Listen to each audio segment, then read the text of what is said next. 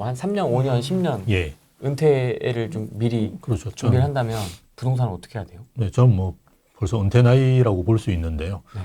일단 이제 이게 주변에서 보면 유튜버 분 하시는 분들이 네. 뭐 이제 베이비부모들 집 다 판다. 그러니까 폭락한다. 뭐 이런 이야기 많이 하는데 그건 전혀 그렇지는 않고요. 예, 베이비부모 분들도 자기 집에서 이제 돌아가시는 걸 선호하시거든요. 그건 1차 베이비부모도 그렇고 2차 베이비부모도 마찬가지입니다. 그걸 이제 AIP라고 우리가 표현을 하는데요.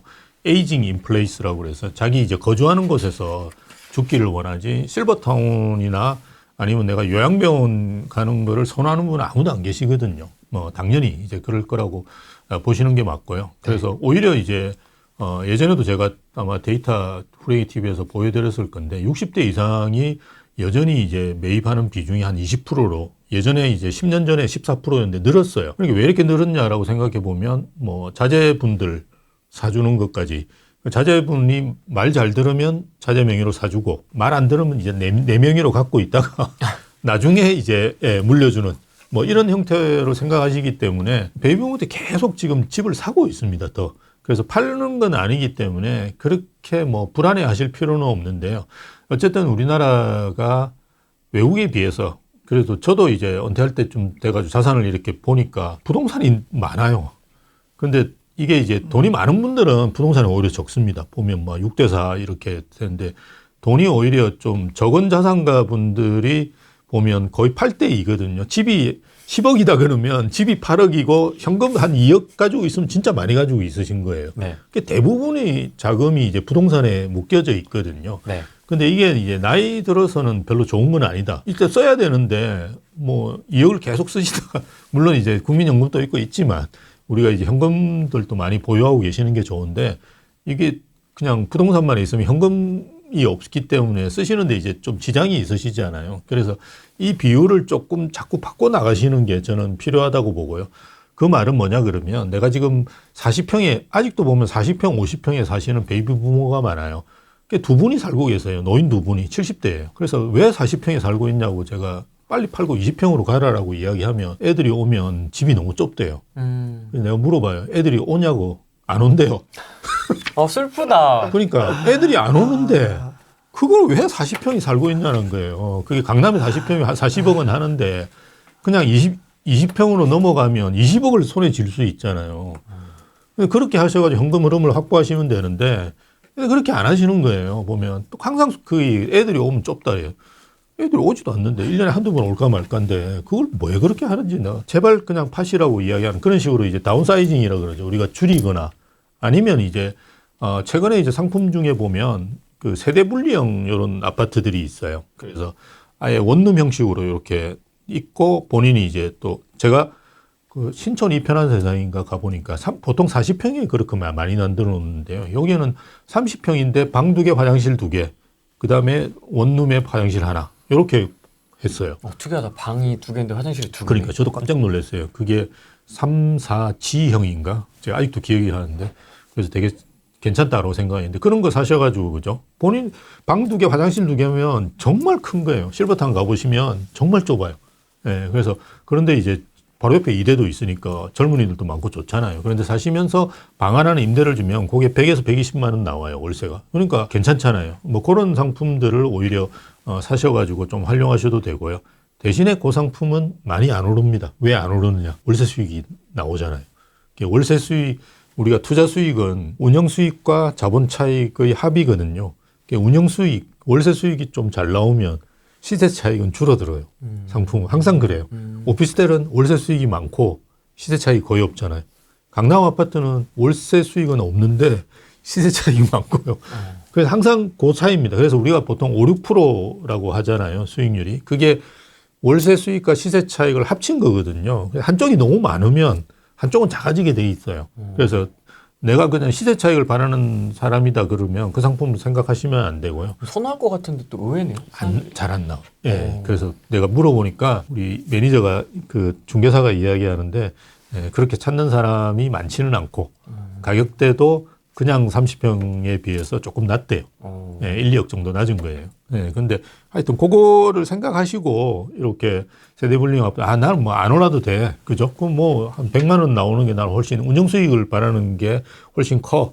이런 분은 이제 그런 아파트 괜찮죠. 그리고 신촌 이편한 세상이 그게 부가인 뉴타운이거든요. 그게 이제 2구역하고 3구역 지금 진행이 잘 되고 있습니다. 네. 뭐 조금씩 항상 문제가 교회, 좀 시끄러웠습니다. 네, 시끄러웠죠. 뭐 비대위 뭐 이런 거 대충 해결되고 그죠. 이제 잘 가고 있으니까 거기가 또 다 들어서면 괜찮아지잖아요. 그죠? 그러니까 나쁜 위치도 아니고 그럼 시세 차익이 있는데 조금 적다 정도만 그냥 생각하시면 되거든요.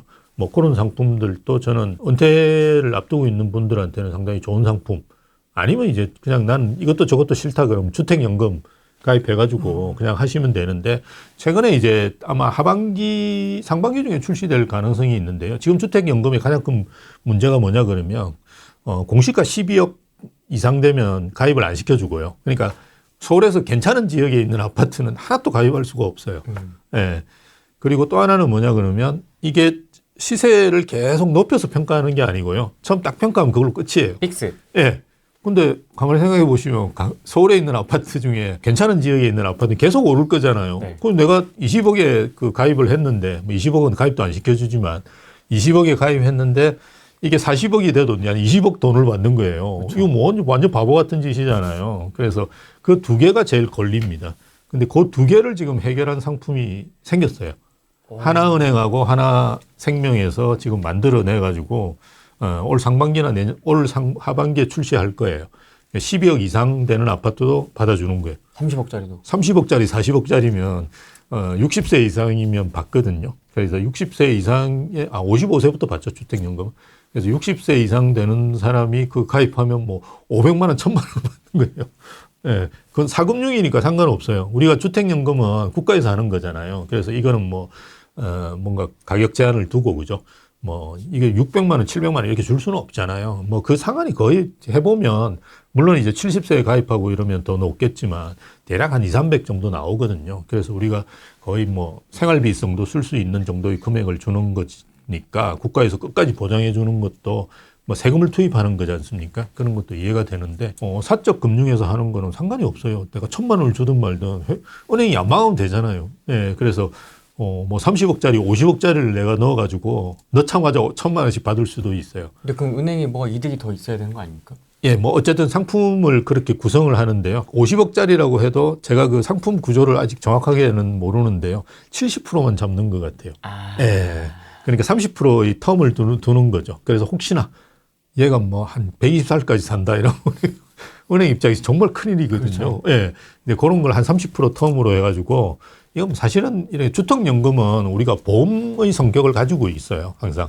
그래서 은행에서 이득일 수도 있고 그 돌아가시는 분이 이득일 수도 있거든요. 근데 한 30% 그걸 가지고 있는 것 같아요. 그래서 30억이다 그러면 21억 정도만 잡는 거죠. 70%만. 예, 그렇게 해서 주더라도 사실은 일반 우리가 서울에 있는 주거선호 지역의 아파트들은 상당히 높게 받을 수 있거든요. 그런 상품이 나왔고 그다음에 그 상품이 시세에 따라서 계속 평가해줘요, 매년. 예, 지금 구조는 그렇게 돼 있어요. 그래서 그런 주택연금도 있으니까 뭐 자식한테 30%만 물려줘도 큰 거잖아요. 그냥 내 자산이 뭐 한 50억짜리 아파트다 그러면 30%만 돼도 뭐 15억, 20억 뭐 자제분들 입장에서는 불만이 있겠지만 아빠 입장에서는 그냥 30억, 50억 뭐 이렇게 다 쓰고 가시는 것도 나쁘지 않으니까요. 네, 그렇게 하면 경제도 훨씬 좋아지죠. 막 쓰니까 소비가. 그래서 그런 상품도 있습니다. 그래서 주택연금이 옛날 같은 상품만 있는 건 아니니까 뭐 새로운 상품이 나오면 그렇게 가입해서 하시는 것도 좋고요. 아니면 뭐 그냥 실버타운 가시는 것도 괜찮고. 배우자가 있냐 없냐 뭐 이런 거에 따라 또 다르겠네요. 그죠? 맞습니다. 예, 그런 것도 따져보셔야 됩니다. 그러면 주택연금 그 받는 돈 월마다 받는 돈도 세금을 뗍니까? 나중에 종합소득세 신고하셔야 됩니다. 아 너무하다. 연금도 다 그 소득세 내야 됩니다. 그래서 나중에 아마 그런 거는 이제 종합소득세라 그래서 우리가 근로소득하고 별개의 소득, 기타 소득이라는 게 있잖아요. 그런 거 있으면 올해 하셔야, 요번 달에 하셔야 되죠. 맞습니다. 다 하셔가지고 종합소득세 신고하셔야 돼요. 대부분 더 내죠. 아, 그것도 내는구나. 네. 연금소득도 우리가 국민연금을 받는데 일을 계속 하잖아요. 일을 계속해서 어느 정도 소득이 근데 상당히 높긴 해야 됩니다만 내가 소득이 있으면 국민연금을 깎아요. 맞습니다. 예, 그러니까 그래서 연금 소득도 우리가 다 그냥 내게 아닙니다. 세금을 내셔야 돼. 그런 건 좀 근데 과한 것 같아요. 좀 제 그렇다. 생각에 그거는 내가 열심히 해가지고 세금 다 내고 그 부동산을 취득하고 보유하고 유지하기 위해서 이미 다 내고 있는데 그리고 우리가 그 국민연금 이런 것도 내가 세금을 다 내고 그 지금 연금 한 거잖아요. 네. 거기에다가 또 세금을 내고 죽으면 또 세금을 내고 그건 좀 과한 거죠. 그러면 모기지를 하면 그 예. 주택의 보유세는 누가 내요? 주택이 보유세요? 그 보유세가 경감됩니다. 예, 보유세는 내긴 해야 되는데요. 예, 보유세가 상당히 경감돼요. 상당히. 예, 예. 그래서 그 무료는 아닌데요. 예, 예. 주택 보유세는 내야 됩니다. 그 주택연금은 그 소유자가 본인입니다. 예. 그 보유자가 본인입니다. 내야 되는 거 저는 면제인 줄 알았습니다. 그게 이제 고생했다 뭐 이런 느낌으로. 영목이지잖아요. 네. 그래서 어떻게 보면 역대출이에요. 그래서 내 명인데 내가 대출을 일으킨다고 생각하시면 돼요.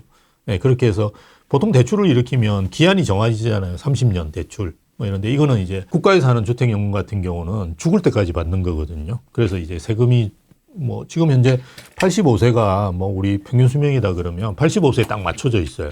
그러니까 90 대부분 사시니까 사실은 국가에서 세금을 계속 투입하고 있는 거거든요. 어떤 면에서 보면. 예.